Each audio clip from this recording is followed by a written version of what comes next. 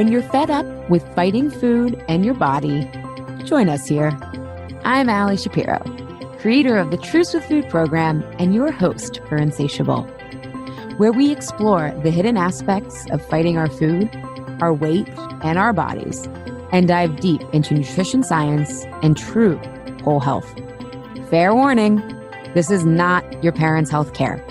This is a big rebel yell to those who crave meaning, hunger for truth, and whose lust for life is truly insatiable.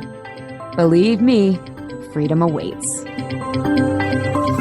Welcome, everybody, to Season 7 of Insatiable. This season, our theme is hunger and taking a fresh look at different approaches to satisfying our hunger. To be physically and emotionally hungry is to be vulnerable. As Dr. Brené Brown says, vulnerability is uncertainty, risk, and emotional exposure. To have physical hunger or to acknowledge our emotional and soul hungers is to choose to be open to the daring risk of being fully satisfied.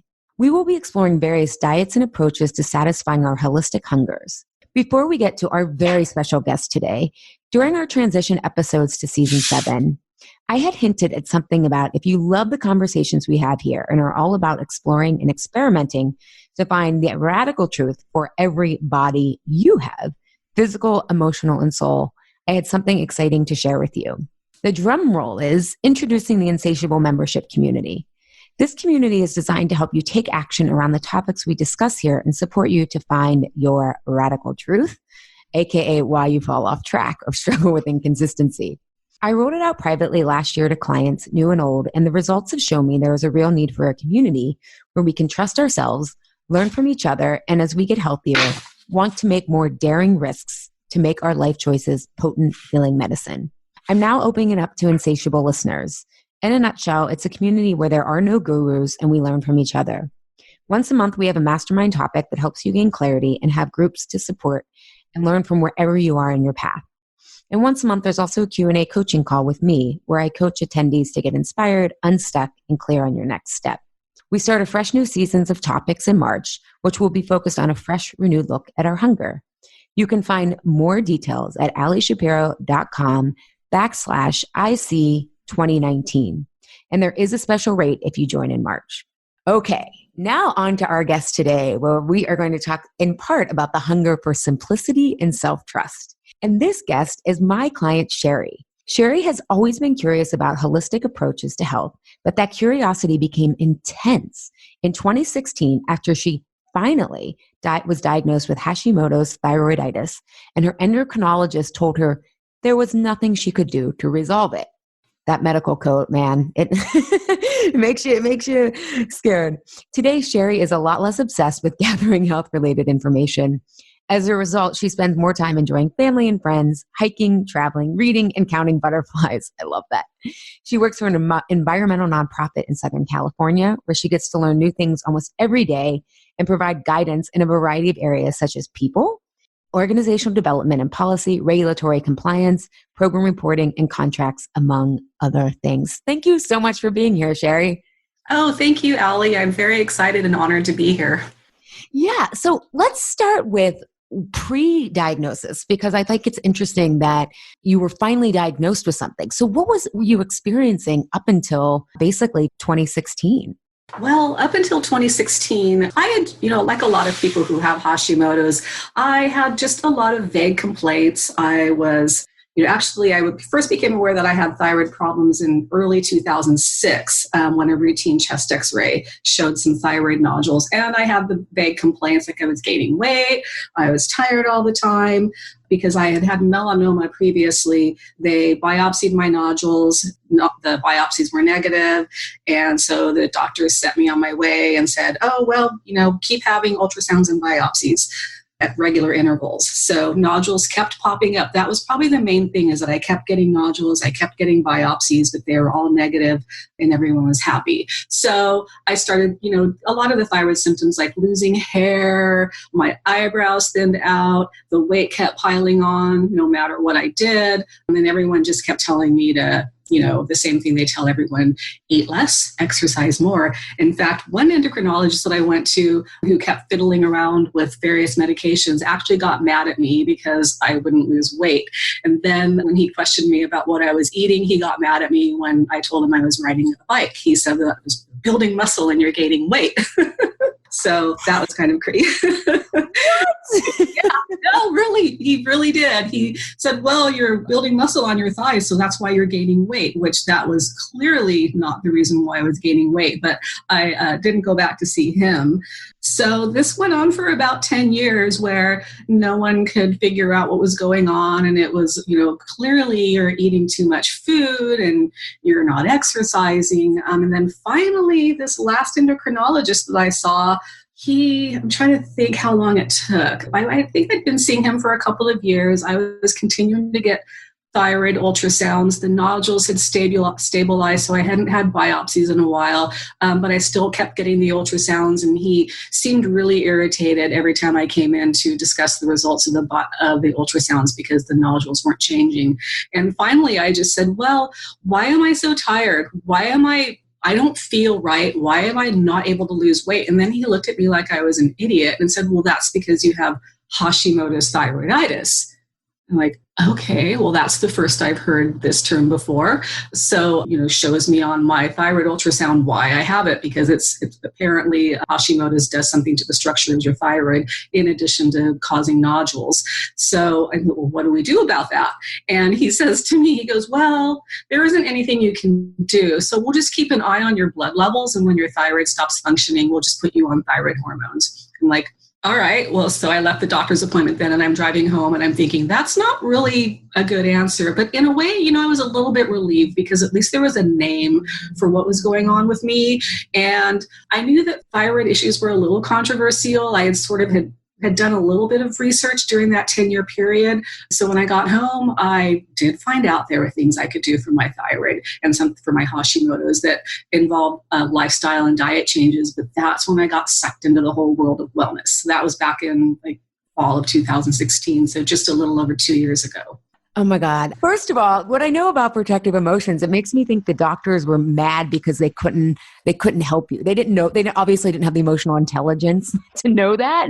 Yeah. They were like, I can't explain this. I can't fix it. And rather than just say, this isn't working, it's like putting the blame on you, right? I think our medical system traumatizes us. And sometimes I think so. Yeah, I think you're right. And up until that point, I had no reason to not trust the medical community because I think, as you know, I had melanoma back in 1998, and the medical system took care of me. They saved my life. I felt like I was healthy, so I had no reason not to believe what they were saying. So it just never even occurred to me to question them until the one doctor got mad at me for riding my bike. I think that was the first chink in the armor for me.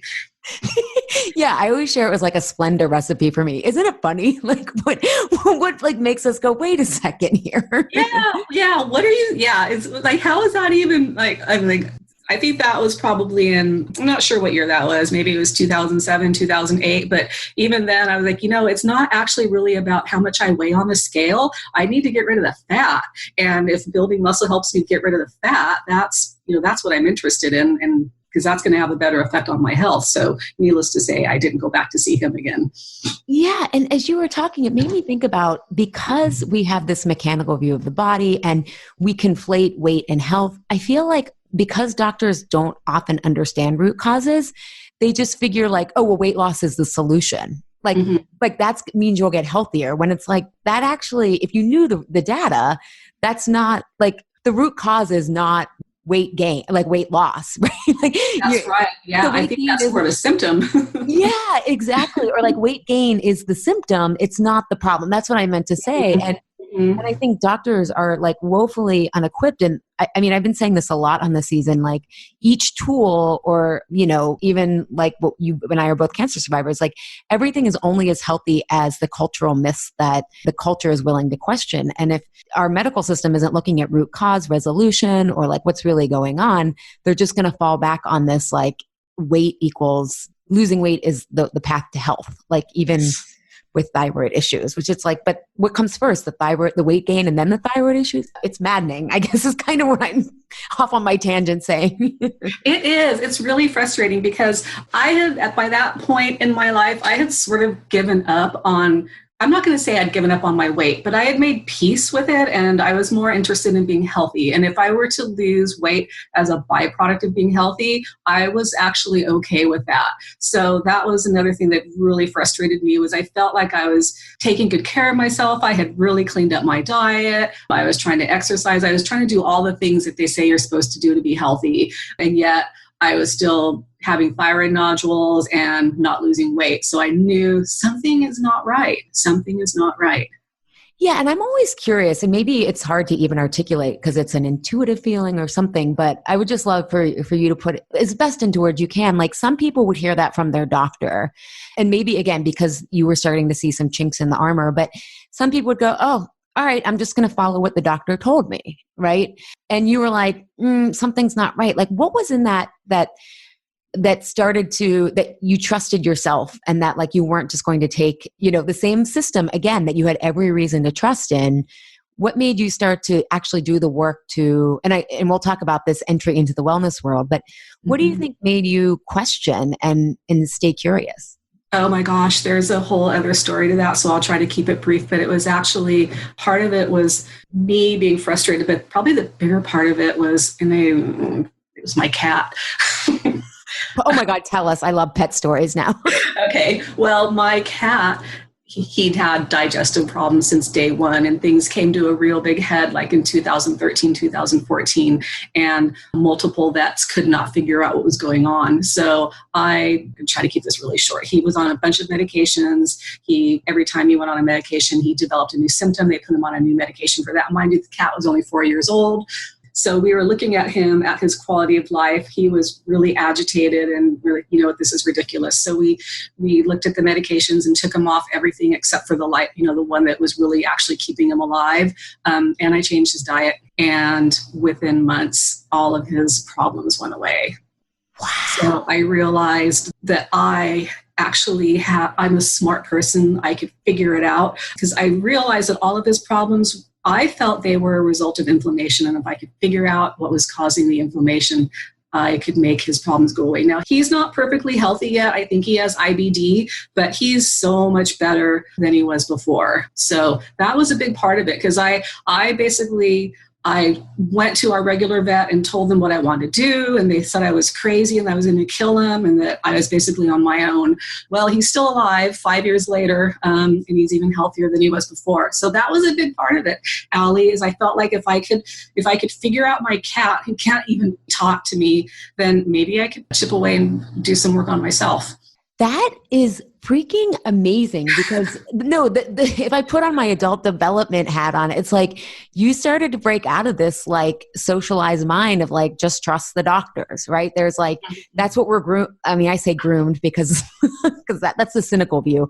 We're taught to believe, right? Just trust the authorities. And so by you questioning that, it led to this bigger opening of really stepping into what you were capable of rather than just taking that. And I find it so brave because the cat like can't communicate, right? Like you can't be like, are you feeling better? Like with humans, at least you can say like, all right, that didn't work. Like when you know how to experiment, methodically, you can pretty much.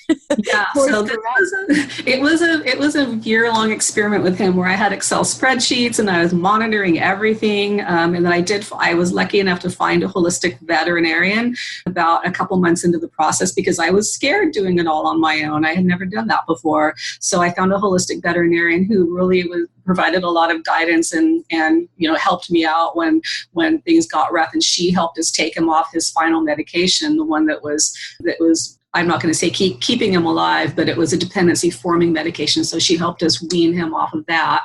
And then she guided us on various tests and to make sure that like his heart problem was okay and his asthma had gone away and all of this stuff had gone away. It was all inflammation and it was all changing his diet and getting him off the medication. So I'm like, wow, there's really some power here and we can really heal ourselves. We have the ability to do that. Well, and I love that part of the story too, because I think sometimes when we think self-trust as we're developing it, first we think that if we have self-trust, which I think we're all hungry for because we all want to be in choice and which feels like in control. But when we start to develop it, right, it's not like we feel certain, right? I think people think self-trust means, oh, I know without a doubt what I'm going to do. Rather, we're kind of talking about this before we got on. Self-trust is I'm going to tolerate the experimenting. And what I love, and it just starts to feel more and more certain, and you're willing to do the discernment work with your Excel spreadsheets. And what I also like is then what's interesting is once we decide a different path, it's not about going at it alone, but it's finding someone who's going to work with us, with our instincts. And you had that holistic vet. Like, it's kind of like when I had all my health issues, I was so caught up in dieting and weight loss that I was amazed that all this like food is medicine information was always out there. I just like didn't know about it because I had one kind of agenda of someone fix me rather than someone help me, support me. Yeah, or someone give me tools and guidance so I can help myself. Yes. And I think that's what I realized with the cat is that all the vets they were great vets. And in a crisis, that's like a regular doctor. You want them on your side. But I felt like I didn't have a partnership with them. Whereas with the holistic veterinarian, I continue to see her and we very much have a partnership in healing him and discussing things and experimenting together with him. She brings expertise to the table and I bring expertise because I'm with him every day. So I think that's important for ourselves too, is to find your people, your experts that will work in partnership with you and not just stand up above you and tell you need to do this. Oh, without a doubt, without a doubt.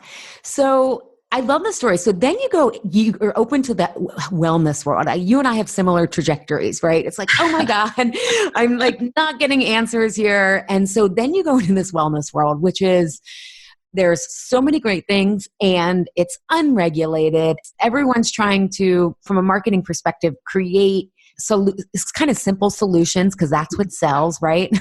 So you start sliding and you said you become immersed in the wellness world. What struck me when we were working together is you said eventually you just unsubscribe from it all. So can you take us from entering to unsubscribing? Sure. So as I think I've mentioned, I sort of dabbled in that a little bit in the cat wellness world. So I figured there had to be something out there for people, but I was not prepared for what I found. So because I am like skeptical by nature, I did dive in head first, but I was very skeptical about what I heard. And that was part of the reason why I think I became overwhelmed, because if I heard something that sounded really good, I didn't trust it unless I heard it from multiple different sources. And I was trying to figure out which sources I could trust and which ones were just a bunch of nonsense. So that was part of the reason for the tremendous obsession. I was also amazed that these summits were free. Of course, the goal is to get you to buy the summit, so which I never did. So that was part of the reason too why I became obsessed, because I needed to make sure I listened to everything and not miss anything. So I was listening to them at home. I was listening to them while I was at work. It was just crazy. And if something that an expert said during one of these online summits resonated with me, I would sign up for their email list. And it got to the point where I was getting so many emails a day. But I felt like I just have to be missing something. There's got to be like one piece of information out there that's going to fix me. And I do have to pause and say that during this time, I did run across a functional nutritionist who was really awesome. And I worked personally with her, and she did so much to help me get my energy back. And I'm in a lot better place right now. But part of the reason I haven't progressed any further is because my eating issues have caused me to really eat things that I shouldn't for my Hashimoto's. So I feel like I'm definitely on the path there. But I want to say maybe about a year or so ago, I was just exhausted and I was starting to feel like I was getting a lot of the same information over and over again. And most of the emails were turning into sales emails here, buy my supplements or buy my book or buy my program. And there wasn't really a lot of meaningful content. And I felt like I really knew a lot already. And maybe there was a bit of new information that I could use, but this wasn't the way to get it. And maybe I just need to stop. And I just need to stop, because my head was getting my head felt like I was getting crowded, and I felt like I didn't have any space to even think and process. And I felt like I didn't have energy to do anything with all this information that was coming in. And I was just feeling really overwhelmed. So I thought, I should just unsubscribe. And I had signed up for a bunch of podcasts too. So I was going crazy with summits and emails and podcasts. It was ridiculous. So I thought, I should just let some of this stuff go. And I thought, but what if I miss something? So it was a little scary at first, but then I started slowly and methodically unsubscribing from podcasts. I did leave yours. And I unsubscribed from a lot of email lists. And I get emails from maybe just a few people that I feel like they're either I have a relationship with them, a personal relationship, or the content is truly meaningful. And the same thing with the podcast. I'm down to just a few podcasts that I listen to regularly, and they're a variety of topics, and most of them aren't health related. They're more of other types of things. So that really cleared my head. And I think that gave me the space to realize what I needed to do on my next step.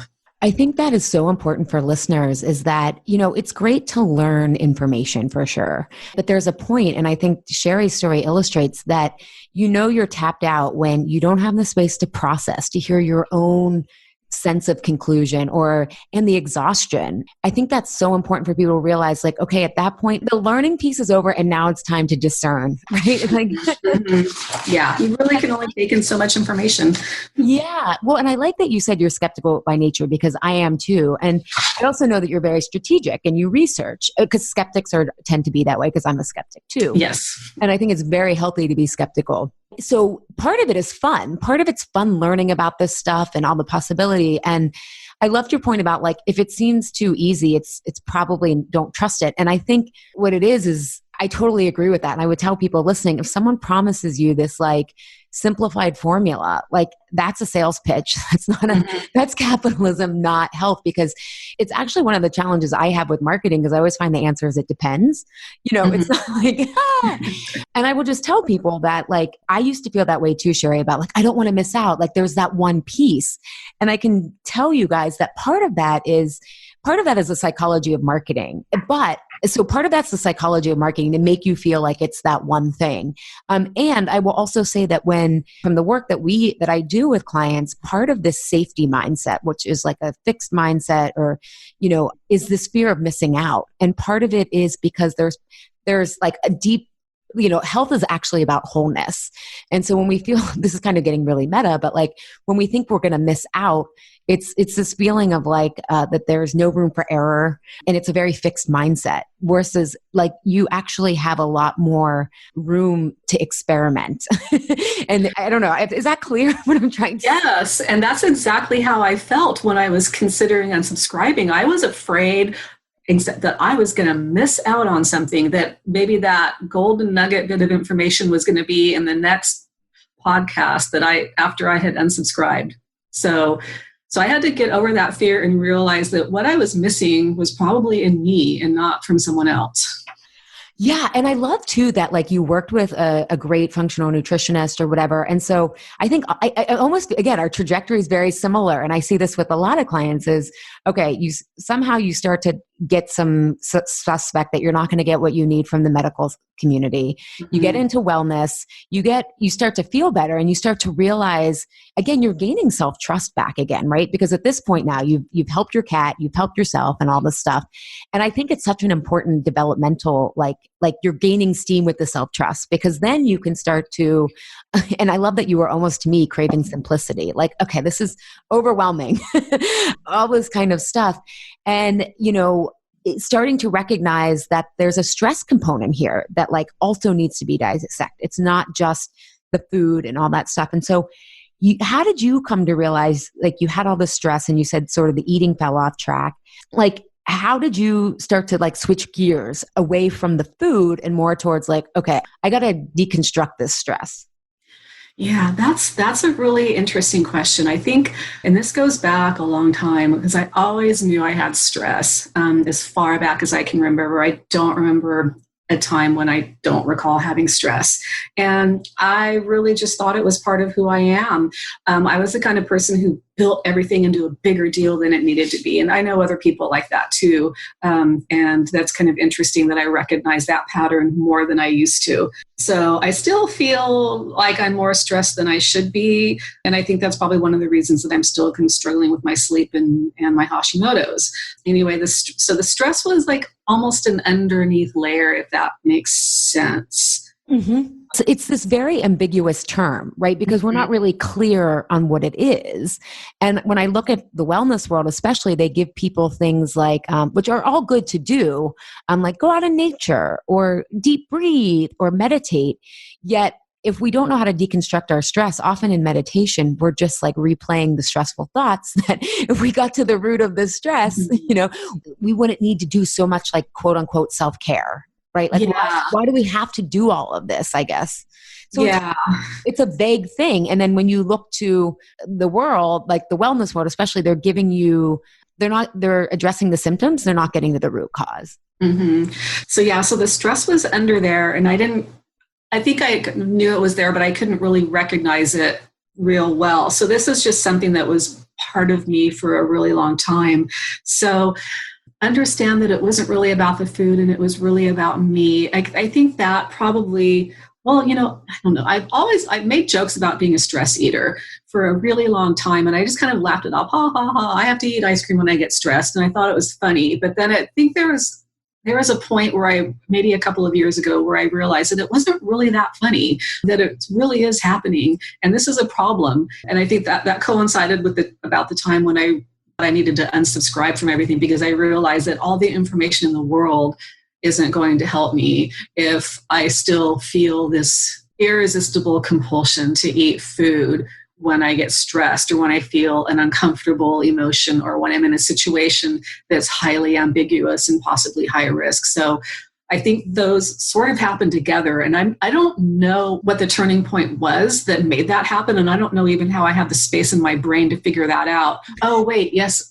Actually, yes, I do, because it was about a year ago, between Christmas and New Year of 2017, I got a really bad case of whatever was going around, and my head hurt so much that I couldn't read, I couldn't watch TV, I couldn't watch movies, so I had nothing to do. I had an empty brain for 2 days, and I think that's when it was like, oh my gosh, you need to stop all this and you need to fix it.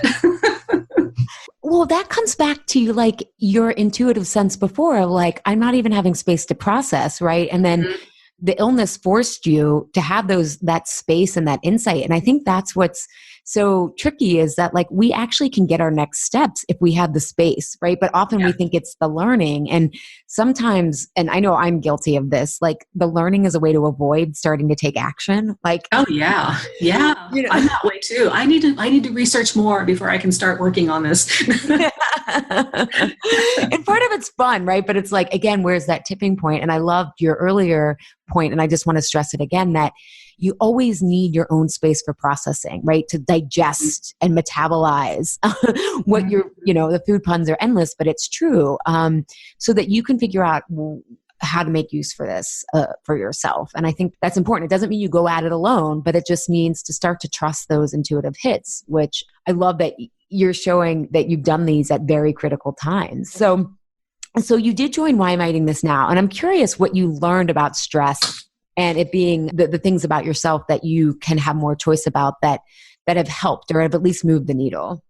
So I joined Why Am I Eating This Now? Because I had gotten to the point, I had gotten a little ways on my own where I recognized that I really was eating in response to things. So that was an important point, but I didn't know what to do about it because I was trying to use willpower and shaming myself, and that wasn't working because that never works. But I thought there's got to be a better way to handle this. So what I learned in Why Am I Eating This Now is it provided some really good tools and techniques that enabled me to pause and step back for a moment and think about what I was doing when I felt the urge to eat something I knew would not be in my best interest. So it gave me the ability to pause and think about what is going on here, and do I really want the food or is it something else? And most of the time it's something else.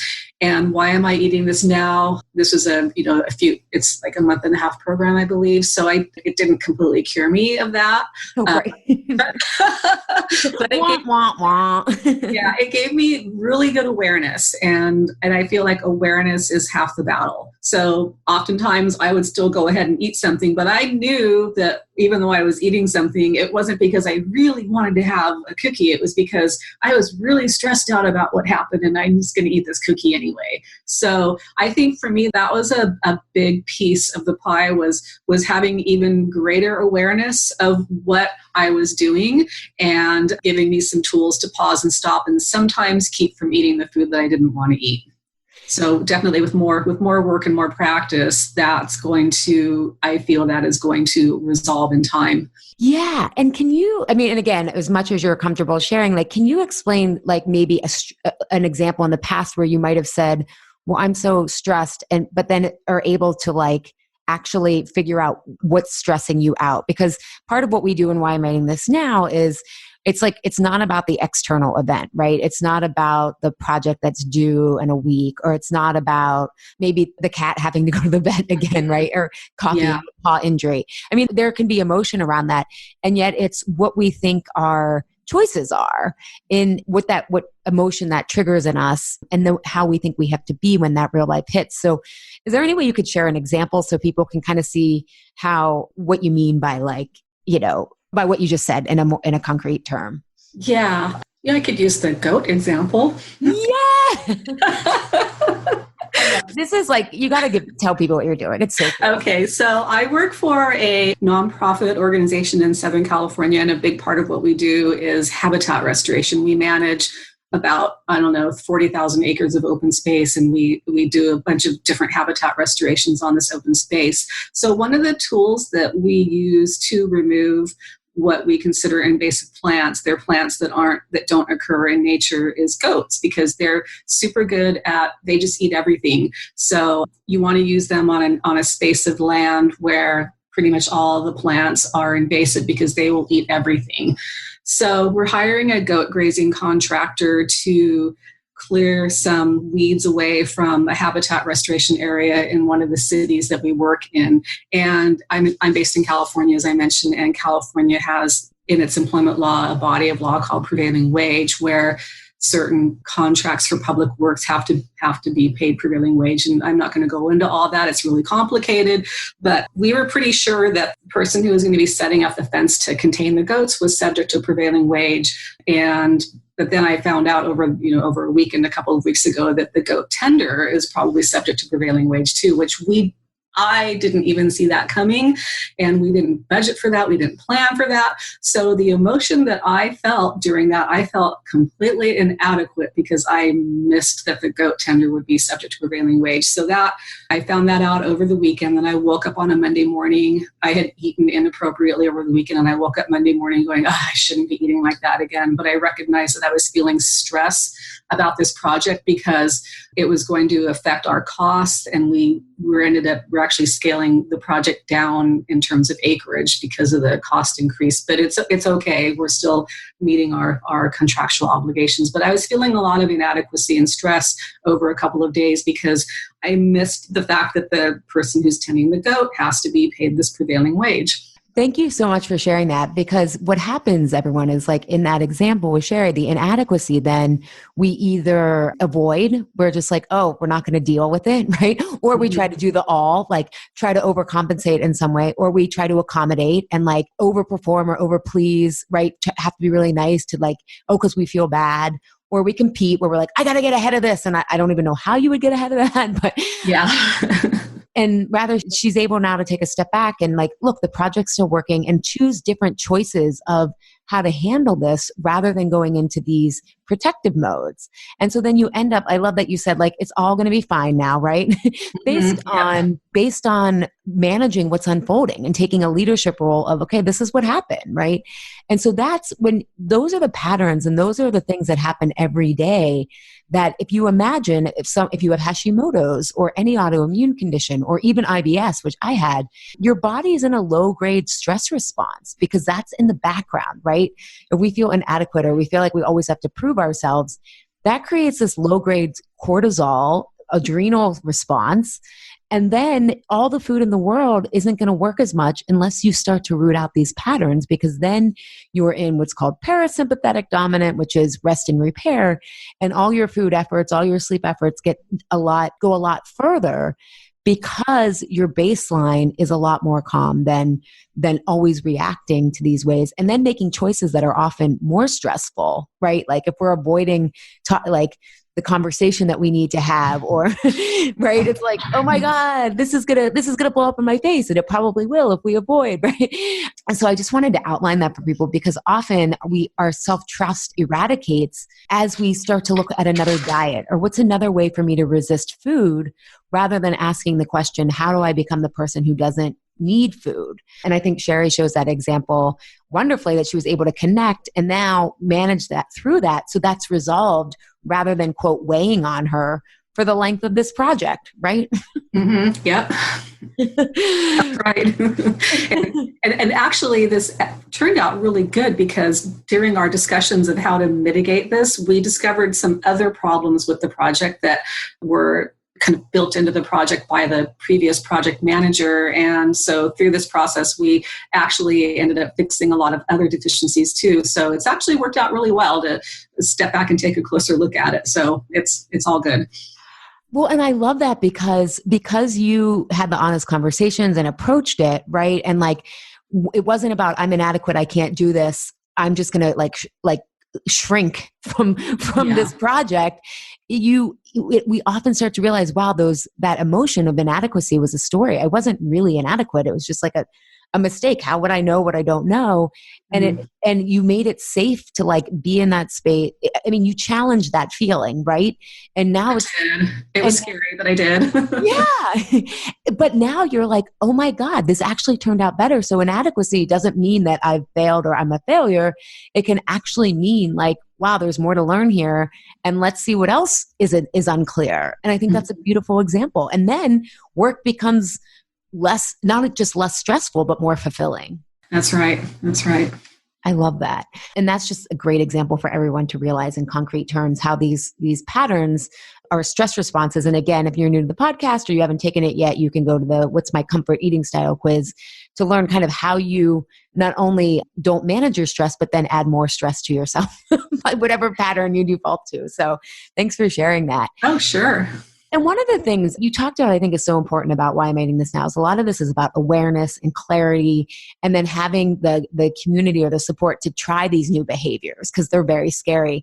Mm-hmm. So how has the Insatiable community, because you're one of the people who got to early adopter of it, how is that helpful to learn from other people's experiences, and also just like be around other people who want to get to root causes rather than whatever other choices there are? So yeah, I was really interested in becoming an early adopter of the Insatiable community, because I had gone through Why Am I Eating This Now? And I thought that I had some really good insight in the course, and I wanted to continue working on the tools and communicating and interacting with people who had used the tools as well. So the main thing is I wanted to continue to pursue the curious questioning, because that's what a lot of this is it's not looking outwards to get more information, but it's to trigger the questioning on your own. And I really, really enjoyed the mastermind calls. It was really good to break off into these small groups and talk about these organized topics and then come back and share. It was very, very comfortable. And I got a lot of learning listening to others too. It's not the same as the wellness summits that I was listening to in the emails, because those are very much, I see a lot of them are marketing devices where they're trying to get you hooked into buying their program. Whereas the discussions on the Insatiable community board were real, genuine people that were sharing what they had been through, and there was no attempt to sell anything. So it was really, really useful just to hear what other people were going through and get other perspectives on this aspect of eating and dealing with your emotions. What I love that you brought up the mastermind, because, and for those listening, if you're not clear what a mastermind is, it's basically, I said in the beginning, the Insatiable community is like a guru-free zone, right? And so what we do is, a mastermind is where you basically mine the collective intelligence. I pick a topic, each season there's a theme. In the spring, it's on hunger. And then I provide a bunch of questions for you to think. And then we break out in groups, and each person gets 10 minutes to kind of say, here's what I need. Here's what I'm thinking on this topic. And what you start to realize is that each person has so much great, valuable questions, great recommendations, or they've been in your situation and they can empathize. And then we all come back together and kind of see what everyone learned, and we brainstorm some more on the topic.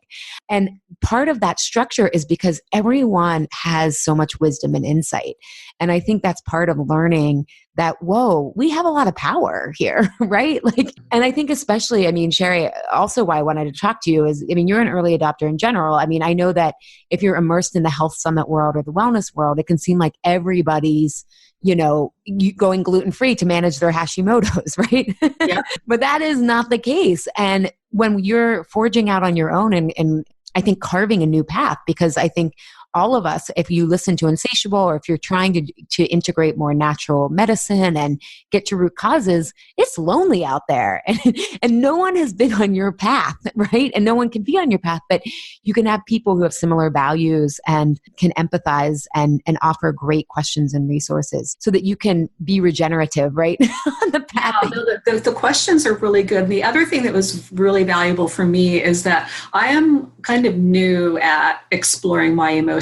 So I haven't spent a lot of time doing that. So to be on these calls and hear other people talk, they would describe things and it would resonate with me. And I'm like, oh my gosh, I feel that way too, without even realizing I feel that way. So even just hearing that and then hearing them talk about how they're handling and moving through life with this particular situation, I found to be really, really helpful too. And then the follow up on the board, that was super helpful as well. So I really enjoyed the time there. Oh, good. Yeah. So what Sherry's referring to is after the mastermind call that has a theme, it kicks off at the beginning of the month, I give weekly prompts. So you stay engaged with the thought process and know what to observe and look for. And, I love what you said, Sherry, too, about, emotions are such murky territory. It's like, and the same way it's so helpful to have a name like Hashimoto's thyroiditis.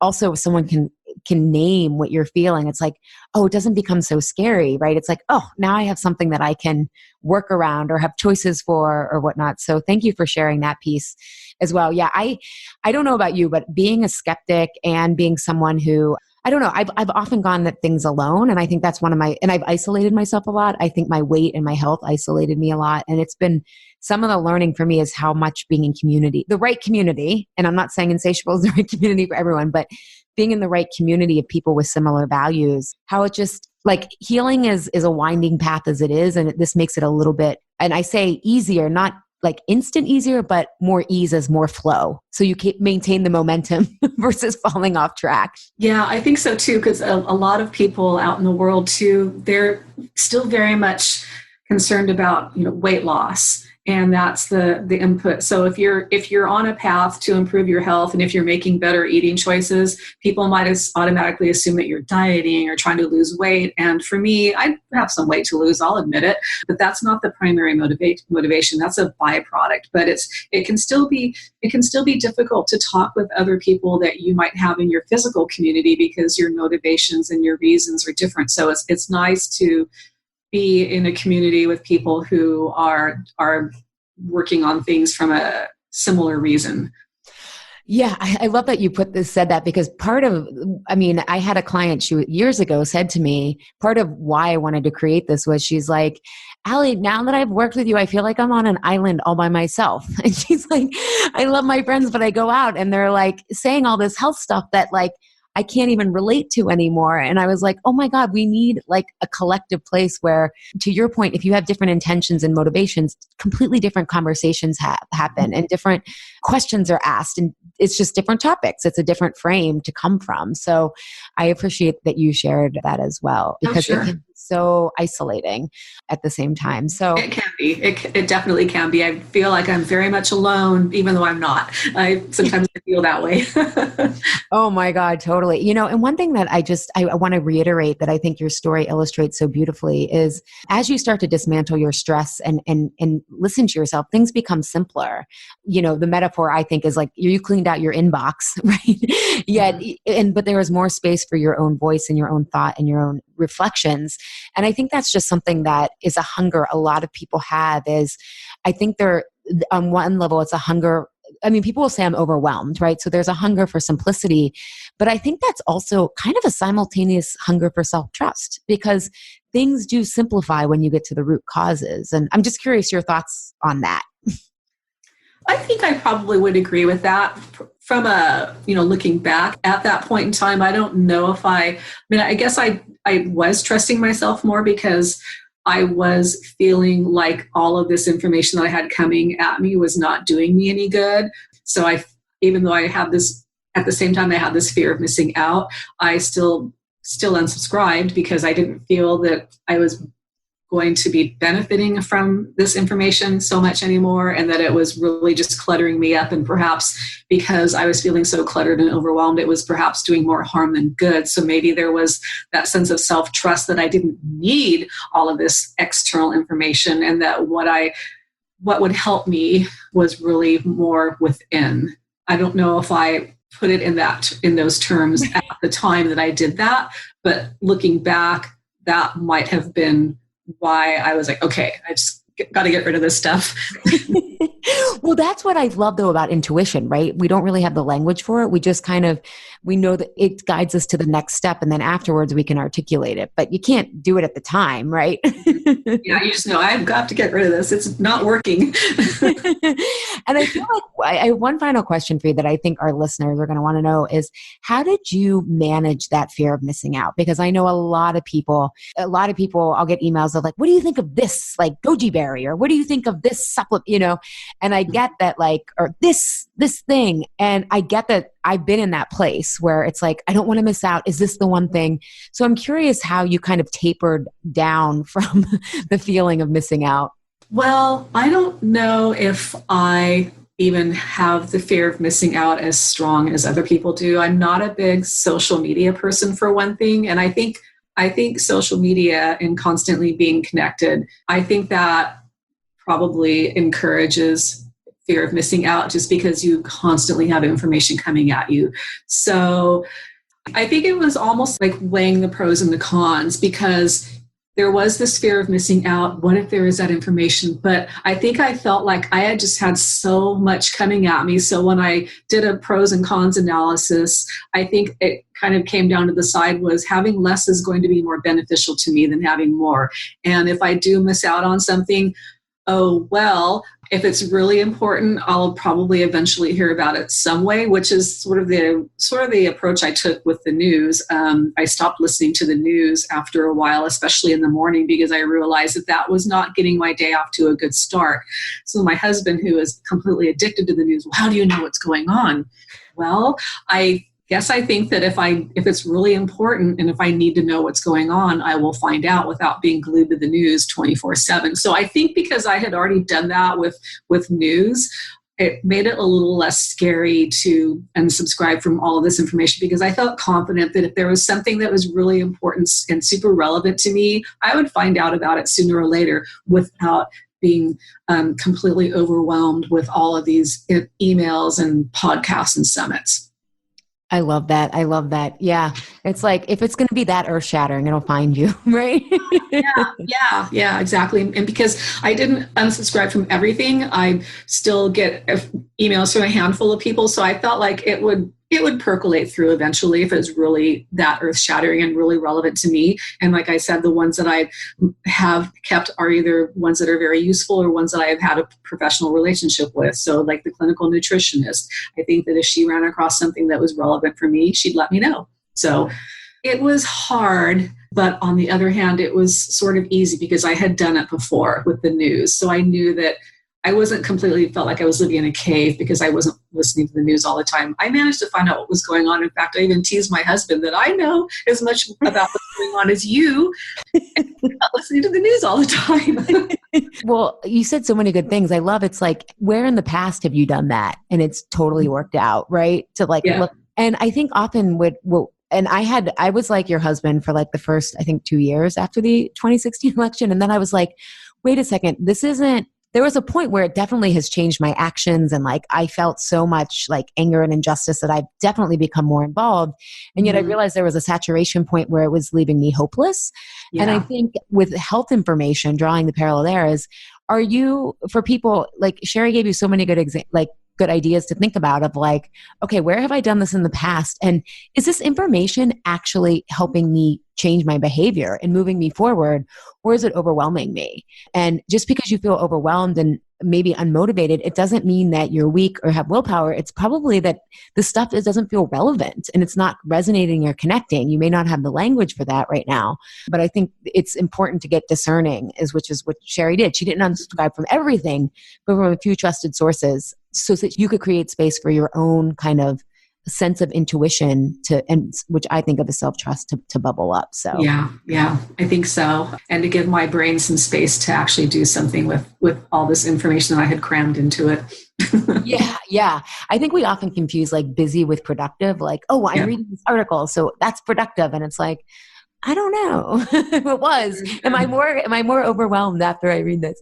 But this has been so great, Sherry. I just so appreciate it. And I read your bio. I feel like it kind of gave not the ending, because, endings are beginnings or whatever, but it's freed you up to do things that make you want to have a life that you want to be healthy for, right? Yes. And I think that's the missing part of the equation. Like, we're not just doing this to like say that we're healthy. It's so that you can do more of the things like that you love to do, like, enjoy time with family and friends, hike, travel, read. And I love that you count butterflies because yes, that's fun. They're beautiful and they're shrinking. So I know you probably know better than anyone. Yeah, that's part of why we're doing it, is to assess the health of the environment, because they're a very sensitive species. So they're a good way to assess what's going on. They're the canaries in the coal mine They really are. Mm-hmm. Wow.